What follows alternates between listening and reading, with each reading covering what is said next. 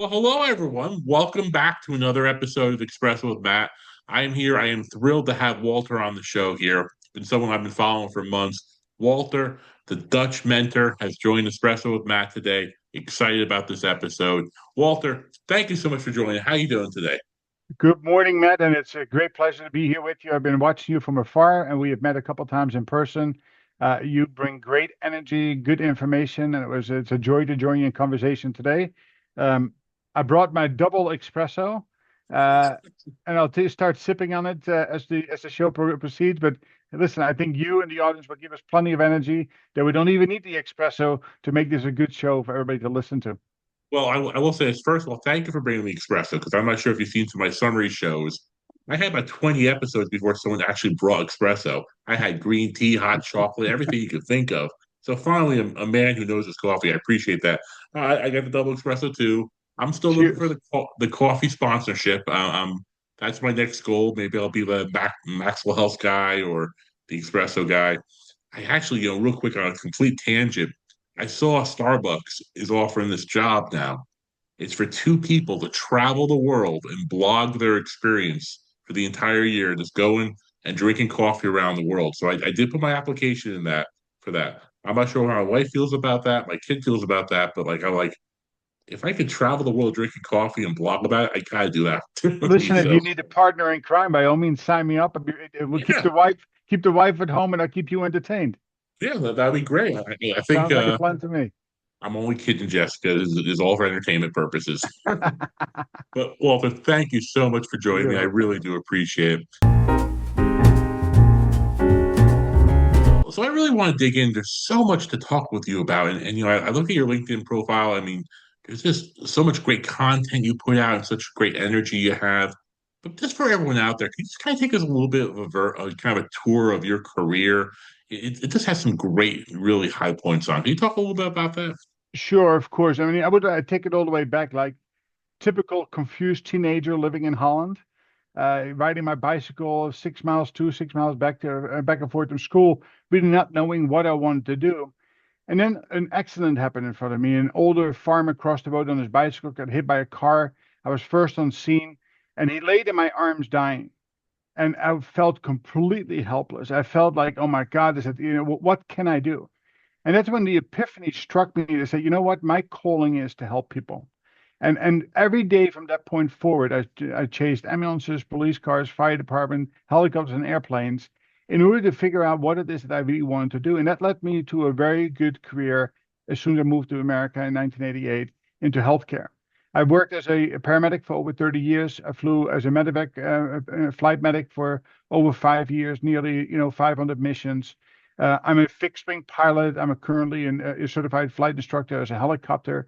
So I pursued all of my dreams, rigorously, and I attained them.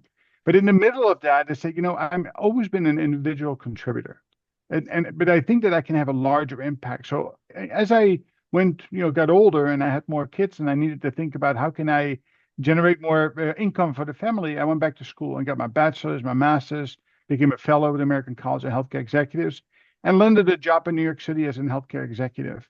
And that's where it really started turning the table from being an individual contributor to leading small teams to a very, very large team and making a real difference in how we started delivering healthcare from sick care to well care, from inpatient to outpatient, to from treating a symptom of an illness to really looking at habits and behaviors of people, both on patients, but even more importantly, I work closely with my mentor to look at human behavior, thinking about the upper brain rather than the lower brain. And with two of my great mentors, we shaped a story and a program. And I was lucky enough that after I did my 4 years at Quest and went to COVID, that I had this opportunity to say, listen, now is my time. I want to get away from corporate world. I want to get away from the office, and I want to help people who are, going from technical positions to leadership roles, and too many of them fall into that valley of despair. I can help them. I can help them to look at the world in a different way. I can help them shape their leadership abilities. And if I do this well, with the focus on each client, each team that I work with, they can have an impact on the patients they treat and certainly on the front line. So I still stay true to my mission that epiphany when I was 14 with the dying man in my arms. I still do that today. So I'm hoping by every post I make on LinkedIn, every talk I provide to healthcare organizations or teams, or every coaching or mentee session that I have, that we take away that it is our behavior and action that leads to the outcomes that we desire. And I'd love to have a conversation about that today. Oh, awesome. Yeah. And there's so much to unpack there, but I really want to specifically talk about that transition um, from direct care, working in a paramedic into that leadership role. And, I gotta tell you, I had a little bit of flashback there for myself too. I started as a mental health technician working in the adolescent population. Then I went to a youth residential program. I worked there for many years, working right with the kids. I remember that first opportunity to have a leadership job. And I wish I could go back to that person and say, here are all the mistakes you're going to make in the next 20 years as a leader.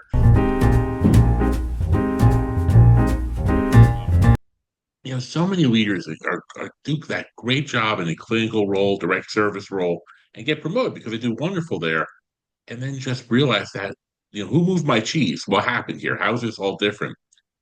Talk about that for you when you went from that paramedic role to that first leadership role. What was challenging for that for you? What did you learn? I will never forget it. It was back in probably 93. I was working for Hudson Valley Paramedic Services in Liberty, New York. I was a high-performing paramedic.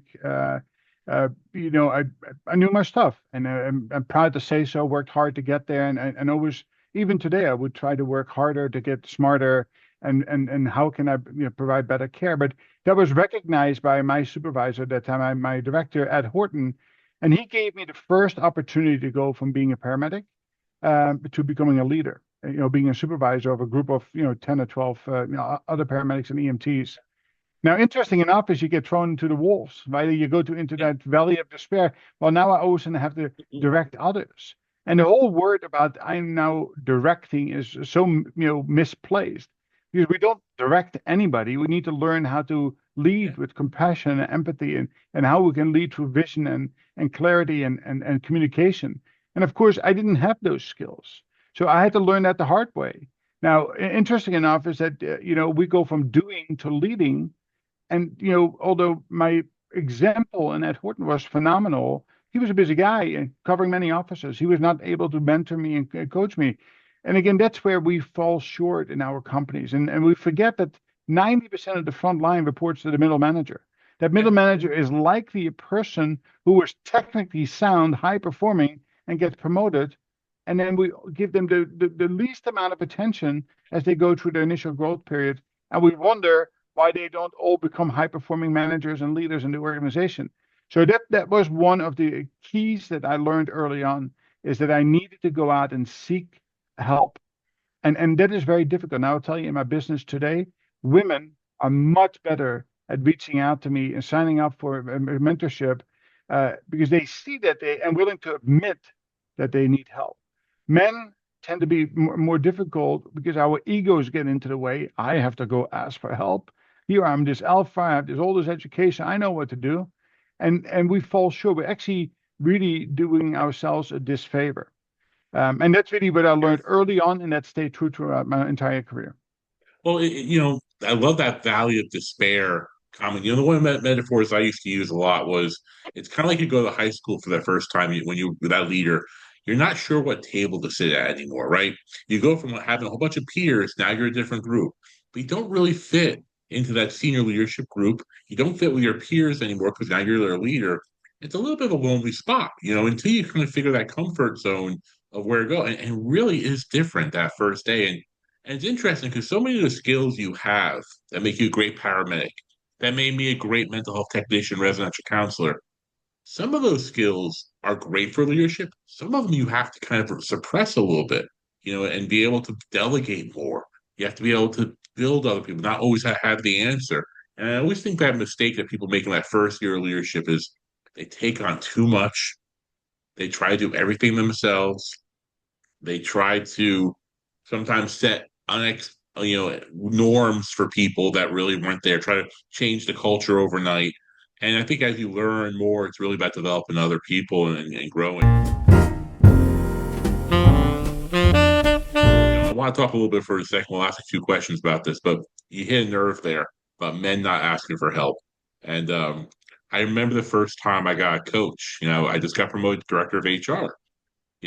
And I was director of HR now for Carrier. Had about 1,000 people at Carrier, and the CEO at the time, Mr. Don Parker, says, "Matt, we're getting you a coach for this." I went home, talked to my wife. I'm like, "I think I'm in trouble. I'm getting a coach." You know, and she's like, "What do you mean?" I said, "I don't know. I guess I'm not doing something right because I'm getting a coach now." And what is that distinction between? Why do people think that, Walter? Like, why do people get that impression? It's very simple, right? It is lower brain thinking. It's fight for flight. It's this fear, and often there's this imposter syndrome that is in existence when you first take over a job. And as soon as somebody says, now, of course, if your boss had come to you and say, "Hey, Matt, I'm a true believer in building people. And to do this well, I don't want you to be alone. I want you to have a confidant. I want you to have somebody you can rely upon." And by the way, and that's where I distinctively, make a difference between coaching and mentoring. Coaching has a role in place, but what you really need when you first transition into a new role is a mentor, somebody who's been there, done that. They've hit the walls. They have failed along the way. They have learned from the through trial and tribulation. It is really important that we connect our new leaders with mentors for the first 6 to 12 months so we can help accelerate their careers, their onboarding, their indoctrination into a new culture of leading versus doing. And it is so, again, it's the lower brain that holds us back, right? It's like, "Oh my God, what did I do wrong?" Right now, if you really stop and you say to yourself, "Okay, let me think about this for a second. Is it, how can a coach help me? How can it help me? What can I get out of this, having these conversations on a daily, weekly, or monthly basis? How can this advance my ability to be a highly effective leader?" That's responding. So I tell all of my mentees, and I've talked about this endlessly, the three letters that all of us need to remember: E plus R equals O. So what you're describing is an event took place. You got a coach, and your initial choice was to react to it, lower brain, and meaning that, "Oh my God, I'm in trouble. I'm failing." But if you would have gone upper brain and really put some thought process and you responded to that, and you actually opened yourself up to coaching and mentorship and development and embrace the great offer by your CEO to go to help you, can you imagine what the outcomes would have been like? Yeah. Right. And And, too many of us never get there. They stay in yeah, that lower brain activity. "I'm doing this because I'm on a performance improvement plan." yeah. And that is the failure there. And it was a great coach, and it wasn't because I was failing. It was really because Hmm. I learned months later it was because I was on a succession plan and they were invested in me in that way. But it Yeah. wasn't told to me at the front, and maybe I just didn't listen. I mean, to be fully transparent, I think both those aspects of it are so important. Discussion about the higher brain, lower brain, and I think in leadership it really is such a tough skill, and we practice it so infrequently. I'm going to use your metaphor here. You're a pilot, and the hours of training you had to become to a pilot and the competencies you had to, do. I'm sure they were immense and ongoing and always there. We don't do that for leaders. Leaders have maybe, most leaders maybe a half day development a year with some slideshow from HR and maybe a book they get to read every once in a while. The idea of the practice versus the performance is such a weird inversion for leaders. And the coach and the mentor piece is such an opportunity to practice your skills and to get feedback. Um, I played football in college, and watching me perform and the next day watching the film, you learn a lot about your performance, right? So talk about that as your model, as your kind of coach mentor, and you're kind of debriefing people's performance and helping them kind of learn from that. What's the process you take? How do you go through that with people? Well, first I would like to start over this in scary statistic. 95% of executive leaders know and believe that development of people is a key to the success of the company, but only 5% of them take meaningful action. Just think about that. The second scary statistic: most institutions, and think about all of our large hospital systems that we have in the New York City metropolitan area, no different around the country, with some exceptions. They all have a high performance program where they might have a cohort, and it is the less than 0.01% of the management team ever gets to go into that. Everybody else might get a module, might get a conference, might get a webinar. So think about how we fall short of developing people in reality, right? It is that scary. HR often says, no, we do. Well, they have good intentions, but they don't really do anything. Yeah. And what they do is really not sticking. And that's the thing that we need, as people, need to recognize first. So how do we learn? Well, we send people to conferences and webinars and online modules. Well, I have news for you. By Monday morning after the event, they remember 5% at best. And if they Yeah. don't take meaningful action on that, they will forget about that a week after that. So that's the first thing we need to accept. Now, send people to conferences and webinars is good for socialization and networking, and that has benefits as well. But don't send people there to learn. That's just foolish. It's like doing the same thing over and over and over and expect a different outcome. I believe Einstein was, said that at one time, right? We'll go with that. Yeah, I think he We did. He need did. we need to take that to heart. So the Yep. second part, then, what do we need to do different? Well, we need to recognize that adult learners are different from teenagers learning. And we need to learn in short spurts. So 20 minutes is about the attention span of an average adult. So instead of meeting with a coach or your boss once a month on a one-to-one, or sadly half of those get canceled, so 6 times a year at best, we need to think about it differently. So if we want to create a new habit and behavior, we need to first deeply understand it and commit ourselves to that and learn to measure the driver to that behavior that you want to change. Now you want to look at it on a daily basis and a weekly accountability through an accountability partner like a mentor.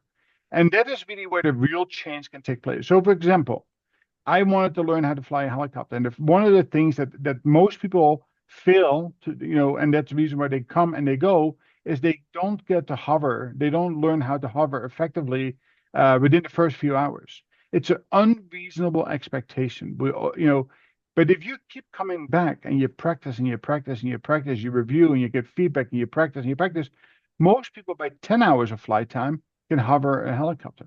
It seems like an impossible thing to do in the first hour. But if you take the thing that and that's why my line is right, 15 minutes a day of practicing anything will make you proficient in 120 days. So you can learn how to play guitar, piano, hover in a helicopter, fly an airplane, ride a unicycle. There's nothing that we cannot do if we do it 15 minutes a day. And that's really where the change behavior needs to come in. Yeah, and think about that on December 31st, we all make this promise, right? I'm going to go to the gym this year and I'm going to go out and buy a gym membership. I have all the right intention. I'm focused. I'm committed. I have a vision. But then what we do, we go buy the membership, makes it, the guy who owns a gym is really, really happy with you. We go 3 times the first week, twice the second week, 1 time the third week, we go back 4 times for the rest of the year. Why is that? Is that because I don't know how to get to the gym? Is that because I don't know how to work out? No, none of that. It's the behavior, our behavior. And why is that? Because we don't measure. We don't hold ourselves accountable. And I think before the show started, we talked about exercising, right? I don't like exercising, but if you go to my calendar, it reminds me every Monday, Wednesday, and Friday for 90 minutes, it's time to go walking, it's time to go lifting, it's time to do something. And if I don't do it, it's a mental note to myself, I came up short and I'm to blame, but I need to take responsibility for that. So we need to change the way we think about leadership. We need to change the way we think about transforming, and it needs to be action-based, it needs to be measurable, and we need to have an accountability partner. And that is really the secret sauce. I mean, such amazing advice there, Walter. Let's unpack some of that. I mean, one of the things is really changing that thinking. And one of the things I had to learn over my career, be very transparent about this, was by my nature, I'm very driven. I'm also very, I fear failure. I think about that. Like, I heard this from a famous coach, whether they like winning or losing, or whether they like win, do they love winning? They say, no, I don't like winning as much as I hate losing. And that was a great personality measure for me, is that I I didn't I liked winning, but more for me was that fear of failure that drove me. And I had to really change the way I approach myself and how I talk to myself, just really from daily reflections, cognitive thinking, really kind of challenge that stinking thinking, and focus every day. Basically, I start my day every day, 2 minutes every day. What went well yesterday? Just start there because it just retrains my brain not to think about what's going bad, but just what's going good. That took years for me to kind of get to. And it was interesting because I think because I didn't do that, I was productive. I was getting lots of work done, but I wasn't growing as a person or a leader because I was too busy, right? And you talk about this investment in time and energy. One of the paradoxes I think in leadership that a lot of people get into is the busier you are, probably the less effective a leader you are. And the more you kind of start focusing on leadership skills and your own personal skills and developing those with your team, the more effective as a leader. There were days at work when I would stay at work till 7 o'clock, and I said, I really didn't do anything from 4 o'clock to 7 o'clock except maybe send some angry emails. Like what am I actually accomplishing here? And when you really kind of refocus and say, hey, look, let's be more purposeful. Let's use that. I'm gonna use your term, that higher level brain. Wow, you can get a lot more done there. And a mentor or coach really challenging you to think that way and to think differently and not be task oriented, be focused on those competencies. What a great skill set that is, Walter. And you talk with a lot of leaders in healthcare, especially when they come in and talk to you. They're almost how are they? They're almost like shell shocked from what they're dealing with. Like how does that how do you unpack all that when you first start working with people as a mentor or coach? So you start at the sub foundation, right? In order to grow a tree, we know that we need a seed, we need soil, we need some water. Yeah, But the thing is, if the soil is toxic, that seed, I don't care how many seeds you put in, how much water you put on, that tree won't grow. So we need to get really down into the dirt with the people first and really talk about the self-awareness. What is the true purpose and passion? What kind of process people do they want to work with? What is the cultural background? What was instituted into their brains before they even had the ability to process any real thoughts? What experiences came out of? What actions did they take? What are the results of their actions that they have come forth today? So that's where it all started. It has to be about raising that self-awareness and really deeply understanding. And it takes time and it takes a little bit of due diligence. But I work with my clients every week for 30 minutes. And the reason I do for 30 minutes because I want them to remember what I said in the first 5 minutes and not forget about it, right? Remember that 20-minute length yeah. of that memory stick, right? Is short. And it needs to be coupled with an action. So I'm going to ask you to do something different from this point forward. So it is good to reflect back on the day, but your brain needs just a little bit more. I challenge you to write down very specific goals that you have for yourself. Write down, I need to exercise 3 times a week for 30 minutes and I want to do 5,000 steps. I want to do it on Monday, Wednesday, and Friday. Now, you might say, I'm going to evaluate how I did. Make it colorimetric. If you did 5,000+ steps, you give yourself a green. If you came up short, you get a yellow. If you didn't do it, it's a red. Our brain understands the colors. And it needs to be every time we get a green, it gives us a little dopamine. It gives us a level of satisfaction. A yellow is saying to us, hey, we came up short, we can do better. Red is I missed the point. And we need to put into consequences. If I didn't do something today, maybe I cannot have that double espresso as my reward for the Well, let's day. not go there. It is not Now about it's not about being demeaning, right? But yeah, it is to be meaningful in our actions that we take. But I will challenge you to do even better than that. yeah. Instead of having tasks to do, and I ask two things of people: Are you a multitasker? And they all say, "Yeah, I am a multitasker." Well, that's the worst thing you can do, right? Because our brain can barely walk and chew gum at the same time. Every time you think you're multitasking, what you're really doing is a disservice to somebody else, either who you're texting, who you're emailing, who you're talking on the telephone, or who you maybe are podcasting with, or the person sitting next to you.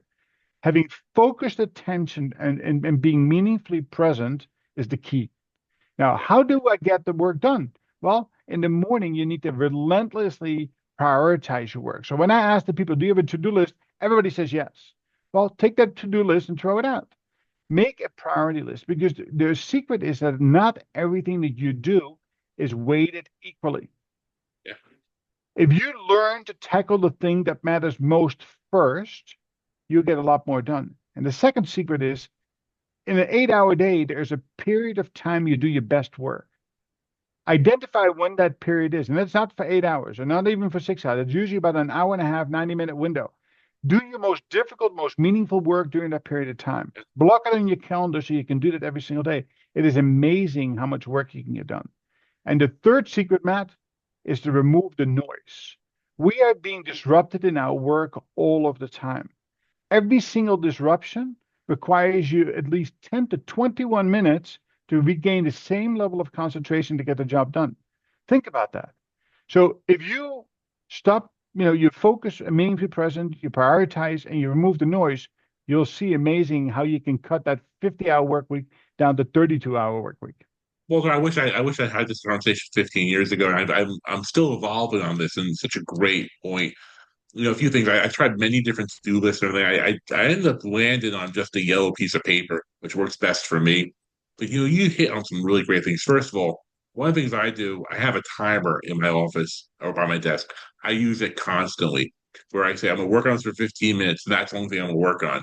And many times you'll hear multiple timers go off in my office because I will set the timer for that because that's about, for me, 15 minutes is about that sweet spot where I can get some things done and without being distracted and saying, okay, I'm not gonna check things. Yeah, I can do a half hour too. That's a great point because I'd come in, I'd be on, Zoom is a terrible thing for me sometimes because like when we used to have Zoom meetings at work, I would say, okay, good, I have an hour Zoom meeting. I'll do emails during the Zoom meeting. I'll multitask. And then my emails look like crap, and my Zoom attention was not great either. You're so right. Our brain's not wired to do multiple things. It's not really, and communication and those connections as a leader, that interpersonal connections really take attention. And so, especially if you're a leader trying to connect with people, Walter, you can't multitask your connections with You know, people. You know, Sitting down, having a cup of coffee, talking with someone, those human connections matter. And that's perhaps the biggest worry I have with how we're living right now is that people aren't having these connections. But Walter, what great advice. Everyone who's watching this episode, rewind that, take that list together. And Walter, I will certainly look at some of those ideas for myself. It really is some great advice about that.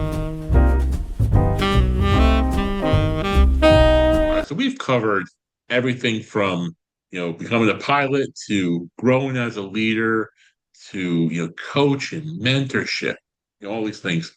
Let's kind of sum up a little bit right now. You work with so many great leaders. You work with American College of Healthcare Executives. You work with healthcare other leaders there. When you kind of work with people, you know, tell me about how you build in some experience for them, some opportunity for them to practice the skills you teach. Can you talk about that? Because I really think you learn best from learning. How do you do that? Yeah, sure, absolutely. Yeah. So when I introduce myself, is not that I'm trying to sell you anything because I'm not a salesperson. I'm probably the worst salesperson. I can sell your stuff, but I can't sell myself. I'm a relationship person. So my first vested interest in anybody is that I deeply care about you. Every client of mine can call me 24 hours a day, 7 days a week, and I'll be there. I tell them, text me, Walter, I need a minute, and I'll be there for you. So I want them to know that I will be there meaningfully present, and I'll be there at their service. I meet them in their journey. I meet them to what it is that they need to do, and I'll adjust along the way while I stay true to my foundation of key teaching moments along the way. Again, Matt, the secret is action, right? If you want to learn, I can, as a mentor, I share my experiences. I can play devil's advocate. I can give you suggestions. But at the end of the day, it is you that need to take an action in order to get the outcome that you desire, including failure, by the way, right? It is, fail fast, fail forward, rapid iteration. The key thing is not to implement something system-wide without having it properly tested on the local level, right? To really measure the impact and the downstream, upstream effects of that. So the key is action. That's really the word that I want people to think about. If you don't take action on a daily basis, if you don't measure that action in a meaningful manner, and if you don't hold yourself accountable to that, you're going to come up short more often than not. So the third part of the program that I teach is called operational rhythm. And it really has 5 components to it. It's called having the right people in the right roles, including yourself. I do have the skills, knowledge, and abilities on my team to be able to reach that high performance level. If not, close the gaps. Hire and fire as necessary, right? Manage people up first before you fire them. Make sure that we are truly unified in our actions, right? Is it truly aligned to the North Star? Are we all on the same page? Do we truly understand what is being asked of us? Do we have the tools, the skills and knowledge and abilities to actually do what is being asked of us? Make sure that we have meaningful metrics attached to it. And often we measure outcomes, but we need to stop measuring outcomes. We need to focus on measuring driving metrics. Have that cadence of accountability and then taking that action. And you do that over and over and over. You can do that for you as a person. You can do that for you and your team. You can do that for you and your organization. I promise you, you do this every day. You take action, you measure it, you hold yourself accountable, have consequences where you fall up short. You are honest by taking accountability for your shortcomings. The outcomes over time will be phenomenal. How do I know? I've been doing this for 12 years. I have not a single team that truly adapted to this that has not been successful.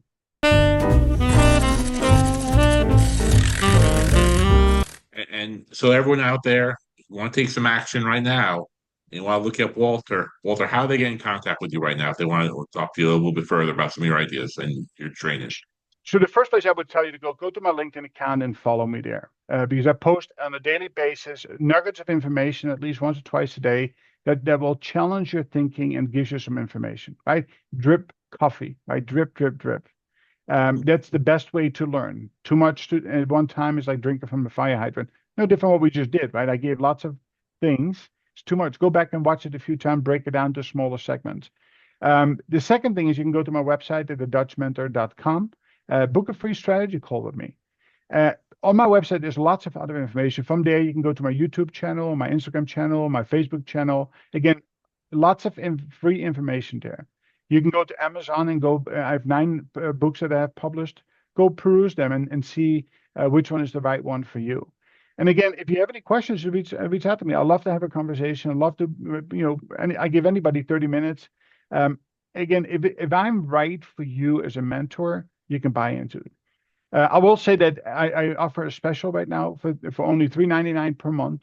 Is a membership service that you get to meet with me for 30 minutes a week, plus any ad hoc time to prep you for interviews or other things that happen along the way. It is an opportunity for individuals, not for corporations, because I want the individual. And again, 9 out of 10 of the people who've taken advantage of this are women. I would love for some guys to lower the threshold and really say, listen, I need this too. So men and women, if you're listening to this, go to the website, book a call. I'd be happy to discuss what that looks like and how that can benefit you. Listen, I'm one of many mentors, but I would love to help you out. I'm sure that Matt would like to help you out. We have other people in our environment.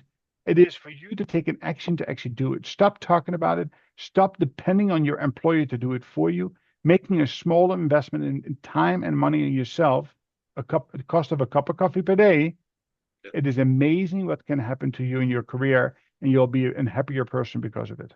Well, Walter, I agree with that wholeheartedly, and following you on LinkedIn, I learned something new every single day. Some great advice there.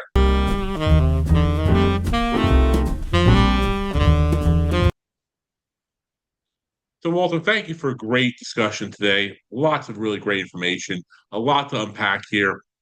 And I would suggest to everyone follow you, take a look at your content. Amazing stuff for leaders, mentors, people who are coaching others, and also people who want to grow their career, especially in healthcare and service industries.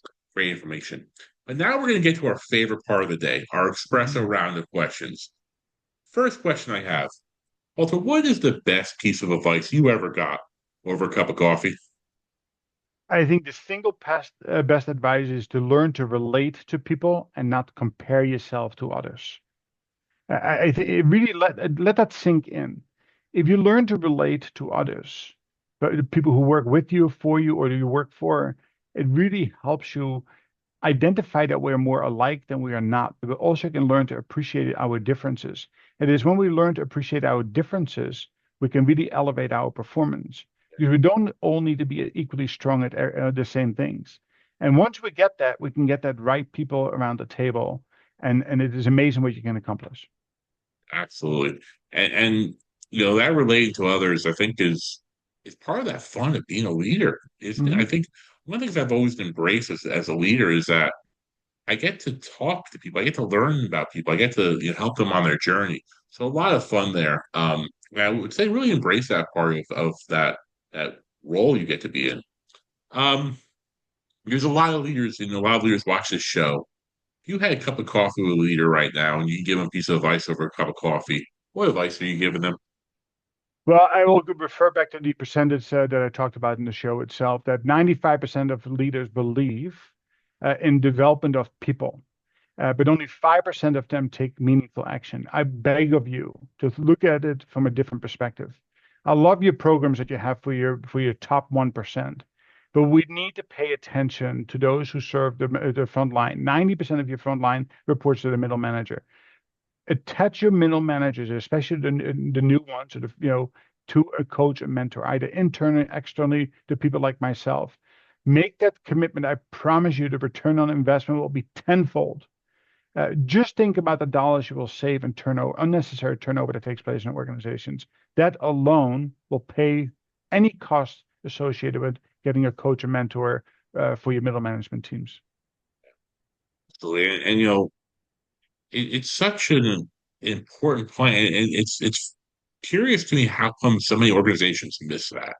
And it really is an important part of the leadership. And I think one of the things I like what you said earlier is don't wait for your organization to do that. You can lead from the middle. You can lead for yourself. You don't need anyone's permission to grow yourself as a person or your team. Um, and I think a lot of times we make mistakes in organizations that we always wait for things to come from top down. Doesn't have to be that way. Managing up is a real thing. If you bring a leadership development program into your team that's producing great results, you might be a model for others. So don't wait today. Get started with that. Really great advice. Yeah, I'm going to Now, just go back to you asked a really good question. Why don't leaders do it? And it is the reason why, Matt. On the P&L, there is a cost line for leadership development, but there is no line on the P&L of the cost of turnover. And think about it, every middle manager and up believes that the cost of turnover is somewhere between 75 to $100,000 for any clinical leader that can be double or triple that. It's not to be found on the P&L, but it should. And if once they come to the realization how much it costs to turn people over, they can easily invest 10% of that into coaching and mentoring and make the difference at the end of the day. what great advice. I was an HR leader, worked on turnover for many years, and my proudest moments is when I got my CFO to buy into the cost of turnover. And I had a great finance partner too, understood the cost of it too. It was wonderful. Um, Next express around question. You can go back and talk to a younger Walter. Give him advice over coffee. What are you saying to him? Well, I think that another great piece of advice, and this was by Chris Fagese at the Jacobi Medical Center. I'll never forget. He sat across from me, and he gave me two pieces of advice in the same conversation. He said, "Walter, less is more." I want you to really think about that. Is that we need to be more focused, more to focus on something rather than giving them more. So don't give them so much information like it is drinking from a fire hydrant. Less is more. And the second piece of advice in the same conversation gave me, and it's really relevant today, is that if you go back and forth on your email or text more than twice, and I'll say the way he said it, pick up that effing telephone and talk to each other. And I think that there's something becoming a lost art. And all you need to do is ask people around you, give me 5 telephone numbers on top of your head that you can dial right now. And I bet you they don't even know their brother or sisters, their mom and dads, or their next door neighbors. And that is something that we need to change. Walter, great advice. I should listen to that over the years, and you're absolutely right. I remember all my childhood phone numbers. The only number I know right now is my wife's phone number. That's the only number I can remember. And I tell you, if I ever had to get arrested and I get that one phone call she has to pick up, I have no one else to call. That's the only number I know. It's so true. I don't know what happened to that part of our brain, but it's gone away. What great advice. Connect with people, talk with people. You don't connect on email and messages. Wonderful advice. Last espresso round question, Walter. Yeah, a cup of coffee anytime, any place, anywhere with anyone. Who do you have my cup of coffee with? Oh, that is a great question. Um, I always wanted to have coffee with Pope John Paul II. Oh, Uh, uh, Pope Leo will be a good substitute right now, just to get some insight. Listen, I think there are so many phenomenal people out there that I would like to sit down and have a conversation with.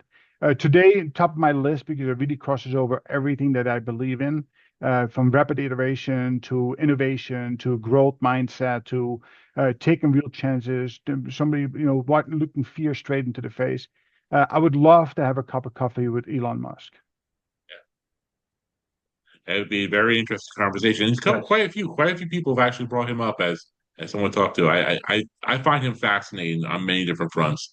For a lot of things. I'm actually really glad he stepped out a little bit out of government right now because I Yep. think that's not where he belongs. And I'm really happy he's back where he belongs. So, Walter, thank you so much. What amazing advice, amazing journey discussion. Thank you for joining me for a cup of coffee. I really do appreciate it today. Again, thank you so much. No, thank you for everything that you do for your audience. Phenomenal platform. Hope it grows a lot, and I look forward to being invited back to have a follow-up conversation. Have a great day. Absolutely. So next cup, everyone. We'll see you soon. Bye.